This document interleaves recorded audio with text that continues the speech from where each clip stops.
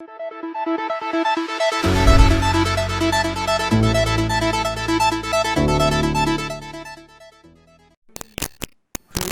the only digital asset and cryptocurrency exchange in Asia Pacific to provide insurance on the custody of assets.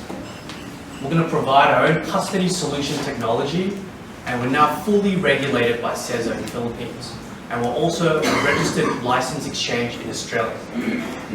We're going to provide great user experience by providing the platform for basic all the way to advanced users.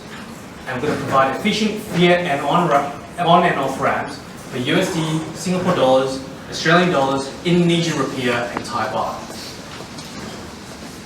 So where we are today, so we're fully launched and headquartered in Singapore.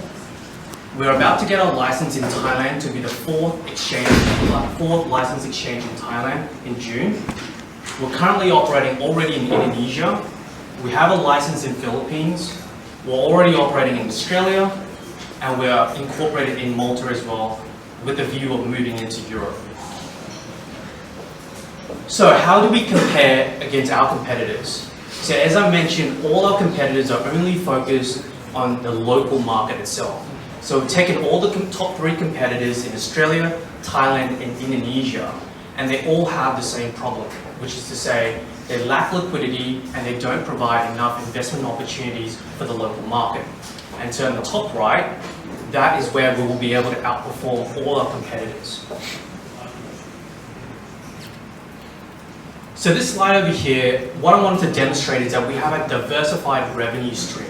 Majority of our revenue will be coming from trading fees, but as you can see there, we have custody fees, where we'll be providing our own custody, our own custodian technology solution. Over here, we're projecting to generate $150 million in the 5th year, and the assumption here is that we only need to acquire 2 million users on a very conservative assumption model. So what have we achieved today? For the first 4 months of this year, we've already partnered with AEC Securities, which is a listed brokerage and investment bank in Thailand. We've brought on board the former chairman of the Stock Exchange of Thailand, Dr. Satit. We're also licensed from CESA in the Philippines, and we're already operating in all the different regions that I've already mentioned. We've done a joint venture with Decentralized Capital in Australia and launched in Australia, and we currently own 5 tokens with the view of offering 30 in August. Now, in 2019, from April to December, we're going to be licensed in Thailand. We'll be the 4th exchange to be licensed in Thailand. We're going to be providing 100% custody insurance on custody of assets in May. We're going to be launching our own exchange tokens to incentivize users to trade on our platform with other utility benefits. We're going to be launching our margin trading platform in June, and we're also going to be listing 30 tokens with X Gold, which is a gold-backed token. And we're going to be providing synthetic US equities, which is actually really key because in Southeast Asia, a lot of investors or retail investors would like to get access to US stocks, but they're unable to. So what we're going to provide is the ability for people to buy Apple shares with Bitcoin.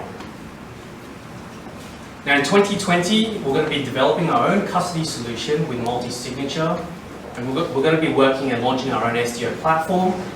We're going to launch in Vietnam and also in Philippines as we're Asia Pacific focused, and we're going to be moving on to security tokens. So we have a pretty strong and experienced team in finance and blockchain. So myself, I was previously a founder and CEO of OneFlare, where I exited and sold to the largest media company in Australia, Fairfax Media, with the last valuation of $43 million. Lawrence, my co-founder and COO, was the former head of operations for Huobi Global. Huobi is the largest exchange in China. And here with me today in the crowd, we have Proud Lim Pongpan. She is the Chief Strategy Officer. She was previously a BCG consultant and also a Harvard alumni. Our board of advisors is pretty solid as well. We have Professor Chai, who's the Vice Minister of Thailand. We've got Dr. Satit, who's the former chairman of the Stock Exchange of Thailand. And we have Matt Quinlan, who's the former CTO of Visa Global. So we're currently looking to raise $5 million in pre-Series A funding in equity. And in terms of the expenditure, we're looking to spend it on product and infrastructure development, technology and licensing, marketing spend on new market entries, new office opening and key staffing, local and international operational expenditure. Thank you, everyone.